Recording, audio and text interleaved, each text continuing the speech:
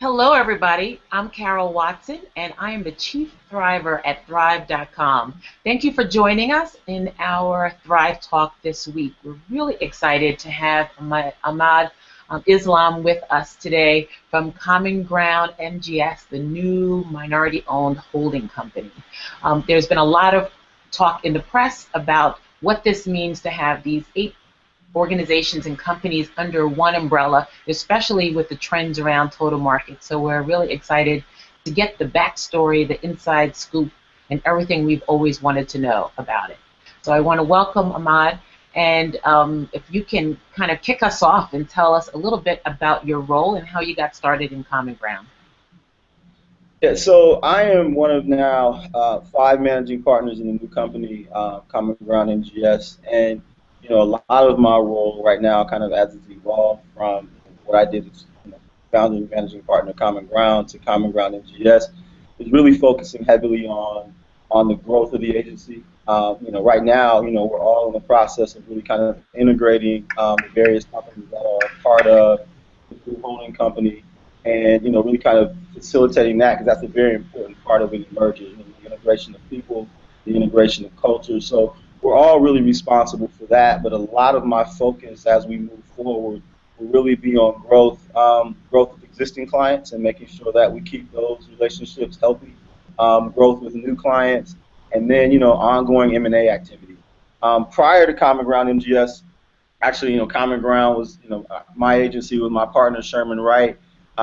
We had actually had that agency for 10 years, and so I spent 6 years at Nike, and almost by accident, spent 4 years at Leo Burnett at a VP level, and really that experience at Burnett working on the U.S. Army was a part of the genesis for the idea around Common Ground and what ultimately has become Common Ground MGS. My business partner Sherman and I, funny story, it's one of those things where when you end up in a certain place in life, you think about things that happen by chance at times that ultimately had a huge impact on where you are. And Sherman and I actually bumped into each other accidentally in Cancun. I was on vacation trying to escape the cold weather of Chicago. Sherman had just gotten married, and we bumped into each other in Cancun, and literally,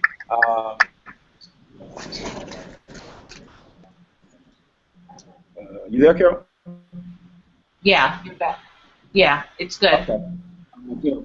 Bumped into each other in Cancun and literally spent the week doing what we call the business plan in the sand, and realized that we were both thinking about doing our own agency, and had just this idea that we could literally create an agency that in a lot of ways changed the model, and really kind of took what people thought about agencies and evolved that to align with what we saw were emerging trends in the marketplace around this idea of total market, around the emerging and importance of multicultural consumers. And again, this was 10 plus years ago, and so really understanding and seeing a lot of the trends that we've seen come to fruition now would really be the genesis for the idea of Common Ground and what has now become Common Ground MGS.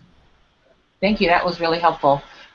There's a lot of mystery around the concept of a holding company, and historically, multicultural shops have been owned by or engaged with holding companies, Uniworld, Burrell, Lapis, and some have been successful in that model and some have not. Can you give us more details on what makes this?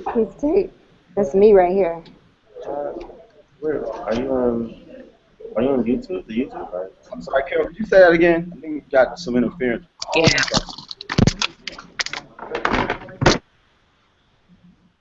So there's a lot of conversation in history in the industry about multicultural shops being partly owned by the big holding companies, Burrell, Uniworld, Lapis, and the big holding companies have had a certain model. What makes this model different than the traditional industry holding company model? Well, I mean, I think part of it is what we did was we studied the existing kind of traditional holding company model, and again, similar to when we started Common Ground, looking for opportunities to evolve the agency model, we looked for opportunities to evolve and improve the holding company model. And I think one of the big differences is, we all as partners in the holding company family, really all ladder up to one P&L. I think that's a big difference because in the traditional holding company model, what you typically have are a number of brother or sister agencies who all end up competing for the same. They do, in fact, have their own P&L. So it's the idea of creating a holding company family where everyone is literally laddering up to the same P&L that creates the true kind of integration and cohesive nature that I think is really the intent of the holding company model.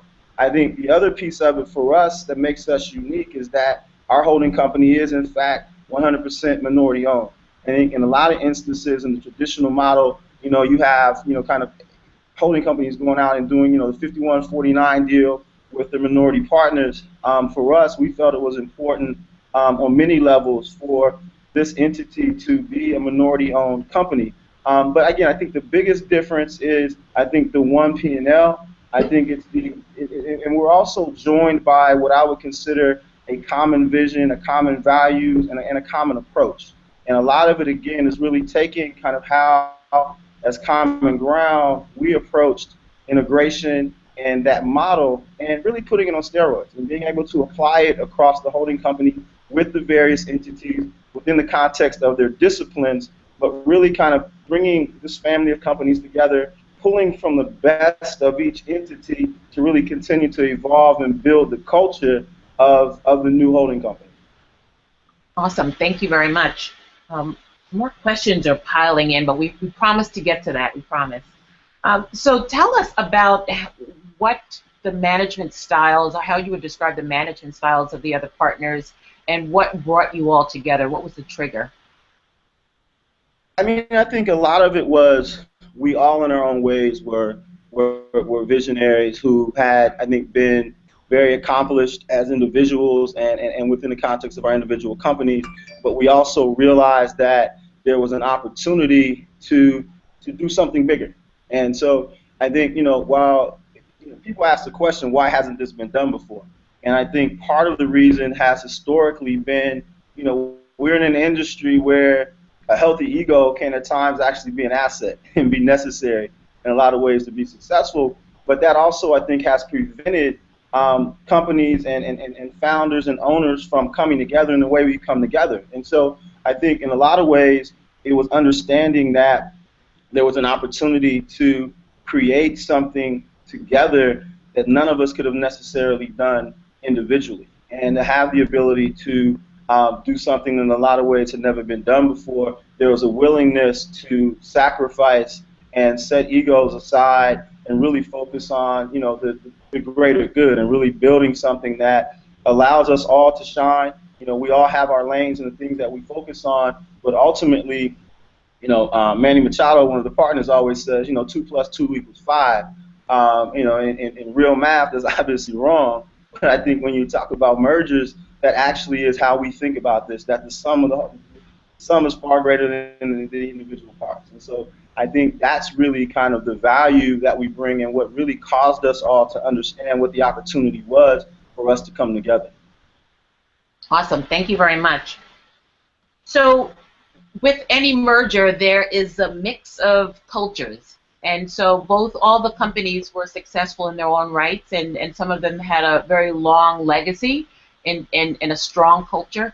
How are you navigating and planning for that? I know it's still early on, but how are you planning for the merge of cultures, and what will you keep and what will you, continue with? Well, I think it's a combination of things. One, I think there's absolutely a merging of existing cultures, but there's also the building and the development of a new culture.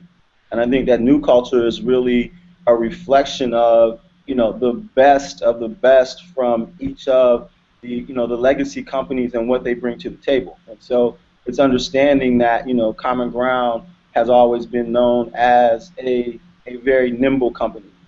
That Manny Vidal and the Vidal partnership, has been known as for years as a heavy hitter in the Latino space. That MGS actually runs an amazing business and a very, very efficient and profitable business. So it's taking all of those variables and bringing them together to help really kind of curate the culture of the new company. And then it's also, I think, a big part of it is it's not up to the partners to really execute the integration. I think we have to set the vision, and that's part of what we're doing, but a lot of it comes down to our people. I mean, we're only as good as the people that support the agency and live and breathe on our clients' brands every day. And so it's also empowering our people to help be a part of creating and curating that culture. And so I think as partners, we create the vision, we set the bar in terms of where we're trying to go and our perspective on how to get there, but then we empower our people to really help to create and ultimately embody that culture. And so they also have the ability to bring the things from their legacy companies that they feel are really important to their success and then apply that to building the culture of the new entity. So thank you. So there's always a lot of concern when it comes to mergers and acquisitions in the offices, and there are 8 different offices of people with different experiences and longevities with the companies. What was the reaction from the offices, and how was that managed? It was interesting. So, and I can speak to the reaction within the Common Ground offices in Chicago and New York, and the reaction in each office was a little different. Sherman and I actually kind of split up the conversations, but you have to remember our New York office basically had been open for a little over a year. So with a couple of exceptions, most of those people were very, very new to Common Ground versus our Chicago office, which had been around for 10 years. So you had folks that have been with us, 9+ years, and then up to folks that have been with us for a few months. So I think the initial and natural response as a member of a team, of a company, or employee of a company that goes through a merger is the first thing, which is a natural human response, is just to wonder what it means for you and is your job going to be safe.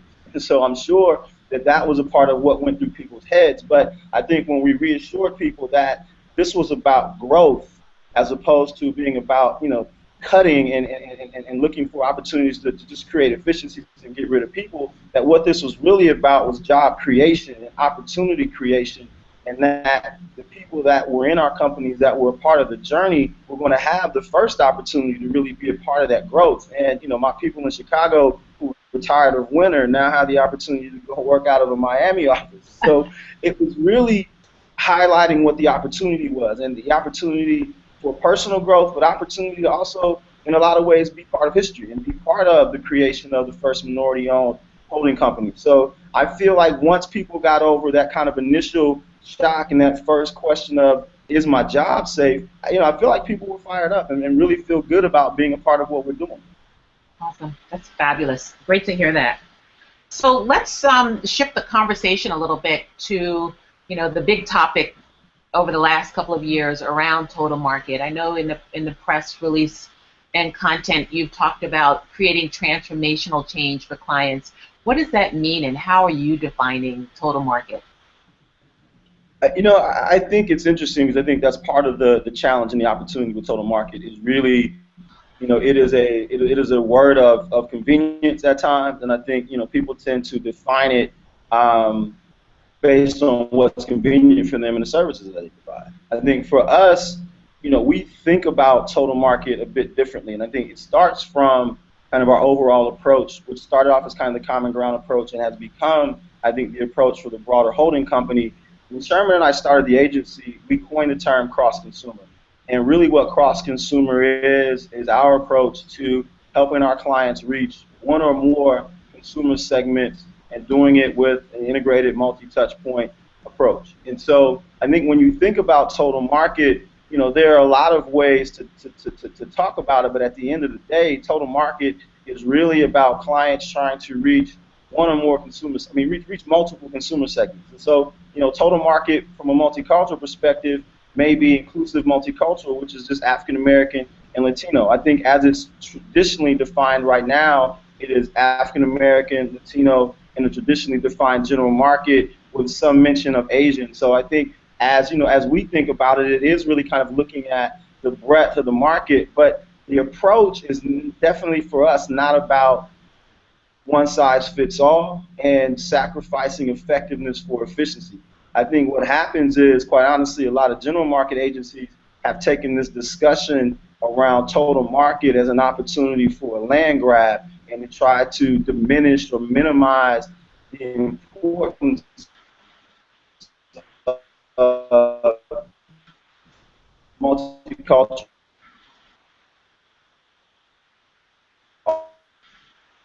Uh-oh. May When it was nice to do.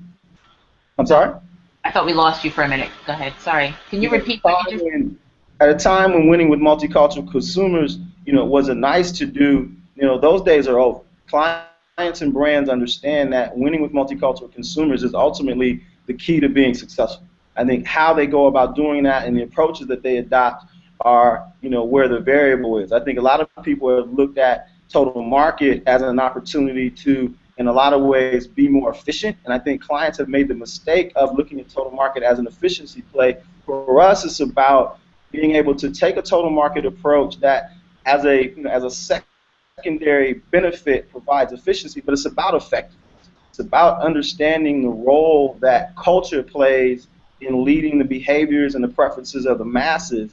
And so for us, when we think about total market, it's really understanding kind of the ecosystem of consumers, how to position brands, how to position products in a way that allows them to resonate and win with the various consumer segments that they're trying to target, but do it in a way that still acknowledges and understands that there are unique nuances and unique insights that really make the difference in your ability to win with multicultural consumers specifically, but then ultimately to leverage your connection with and your engagement with multicultural consumers to also win with the masses.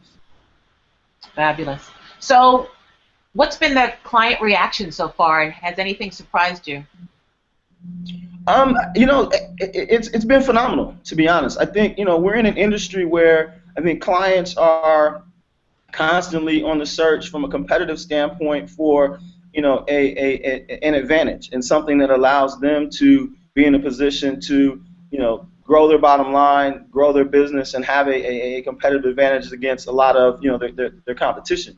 And I think for us, we've gotten calls in the past 2 weeks from clients and brands that the various organizations have either talked to or been trying to talk to as individual entities, and these folks are now proactively reaching out to us because I think they recognize the unique nature of what we're doing, but also the value that it can bring to a brand being able to tap an organization like Common Ground MGS and the expertise and the experience, and also I think the approach and the tools that we have as a collective entity. I think clients have recognized the value and the opportunity to really kind of get after either this multicultural thing or this total market thing in a way that is in fact unique and ultimately positions them for great success from a business standpoint. So it's been the response has been phenomenal. I think for us that's validation. Agency people, we love to talk about ourselves, but ultimately I think the response that comes from clients and from the marketplace to what you're saying, or in this instance, what we've created, is ultimately what validates the decision, and it's been a great response. Absolutely. It's all about what the client needs. Make sure we get paid. Absolutely. So let's shift a little bit to talent. So what does this mean for your talent needs moving forward? What trends are you seeing? What's desirable? What do you find hard to find, and what do you need more of? You know what? I don't think you can. We're in a people business. We're one of the few industries where your product literally goes up and down the elevator every day. And so I think as an organization, you can never have enough great people. And I think we feel very, very good about the people that we have right now. I think, part of the key to growth and growing smartly as an organization is to be able to sustain a high level of really a high level of production and a high level of performance and that requires the ongoing infusion of new talent. And so for us, we look at the areas of opportunity and really the areas that are very important for us. I mean, we view ourselves as, I think, a strategic organization first and foremost. And so, there are not enough planners in the world right now. And so it's finding, the best strategists, the best creative talent, and people, an approach that is have to have the right mix of people. I use a lot of food analogies. So I think, when I think about people, when I think about talent, I think about the organization almost like a pot of gumbo. And it's really about each ingredient that you add to a gumbo ultimately enhances the flavor, but each one also kind of maintains its unique independent identity or its unique independent flavor. I think about talent in the same way. Every person that we add to the company, we hope brings a unique lens to the world, brings, unique experiences, a unique perspective that ultimately adds to our ability to provide a very, very unique lens to the world for our clients. So, I mean, I think in general, part of what Sherman and I were able to successfully do as Common Ground and transition this to Common Ground MGS is to not plan based on where we are, but to plan based on where we want to be. I think based on the initial response that we've gotten over the past 2 weeks, we know that there's going to be significant growth with the holding company. And so it's really about identifying those people, getting to know those people, really across all departments and all areas that will bring great value to the organization as we continue to grow. Okay, so we have one more question, and we're almost out of time. So we have two questions, because I wanted to, the question was, is there going to be more collaboration between the agencies?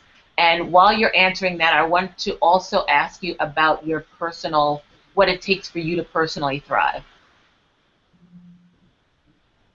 So there will absolutely be, I think, more collaboration across the agencies. I think, part of, any type of merger is the integration process and the time that takes. So we're in the process of doing that now and identifying opportunities, be it with existing clients or new business opportunities to continue to integrate across the entities, but also to integrate across our offices. I think our geographic footprint, we feel, gives us a bit of a competitive advantage, but it's also something that has to be managed in terms of how you integrate across teams of people in New York, Chicago, Miami, Houston, and LA. So that will be an ongoing process, but I think integration is really at the core of what we do as a company.